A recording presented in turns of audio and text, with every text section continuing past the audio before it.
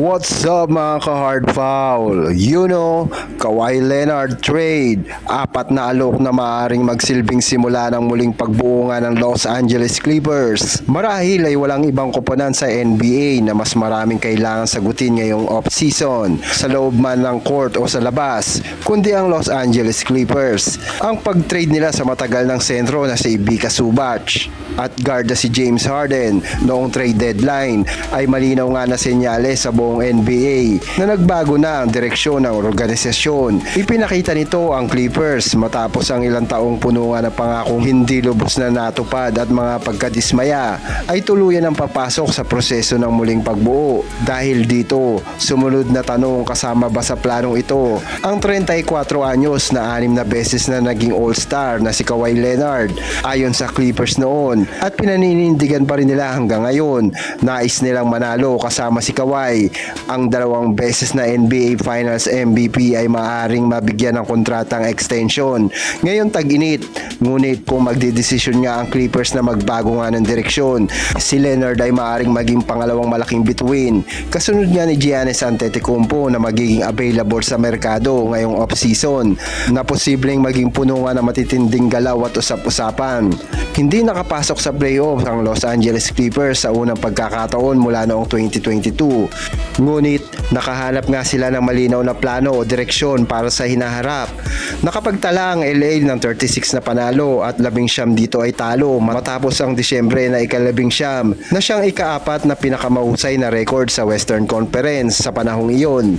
Ang tagumpay na ito ay nagmula nga sa pagbibigay prioridad ng mga batang manlalaro tulad ng second round rookie na si Kobe Sanders na nagpakita ng pagbabago sa kanilang paraan na pagbubuo ng roster. Malaki ang aming pag-asa at optimismo para sa aming kinabukasan ayon nga kay Lawrence Frank, presidente ng basketball operation ng Clippers, matapos ang regular season, habang binubuo namin ang tulay mula sa pagiging kompetitibo tungo sa pagiging tunay na contender.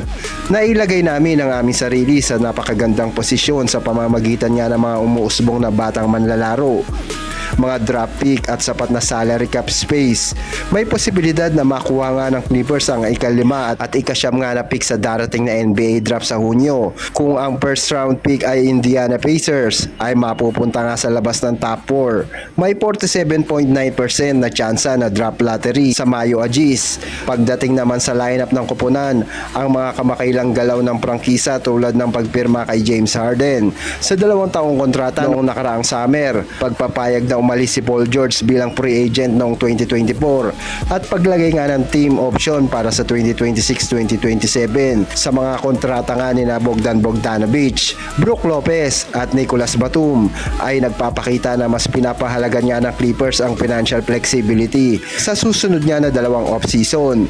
Mahalaga ring tandaan na may patuloy na investigasyon ng liga laban sa Clippers. Inakusahan nga ang koponan na nilabag nga nila ang salary cap rules upang mabayaran nga si Kawhi Leonard. Kung mapatunayan niya nagkasala ang LA, maaring maging kaparasahan nga nito ang pagkawala nga ng mga draft pick, malalaking multa at mga suspension ng mga opisyal ng koponan. Kabilang na nga ang may-ari na si Steve Ballmer. Si Kawhi Leonard ay magdiriwa nga ng kanyang ika-35 kaarawan sa Hunyo 29. Ngunit ang 2 beses na Finals MVP ay nagmula nga sa isa sa pinaka-epektibong season ng kanyang karera.